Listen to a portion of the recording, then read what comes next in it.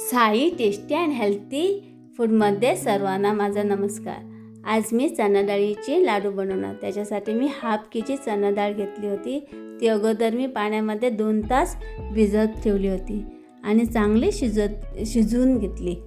नंतर कढाईमध्ये 1 चमचा घी घेतला आणि गूळ घालून शिजवून घेते. गूळ चांगलं मेल्ट होऊ दे. गूळ मेल्ट झाला आहे.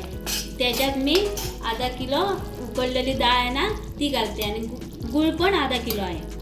आता मी त्याच्यात 1 मोठा चमचा वेलची पूड आणि जायफळ पावडर घालते. मिक्स करते.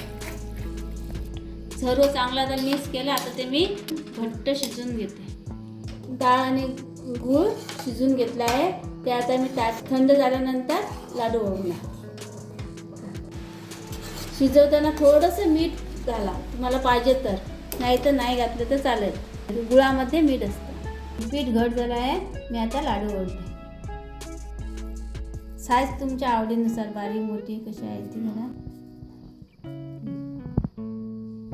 लाडू रेडी झाले तर तुम्ही साई टेस्टी आणि हेल्थी चॅनलला सबस्क्राईब करा, लाईक करा आणि शेअर करा. धन्यवाद.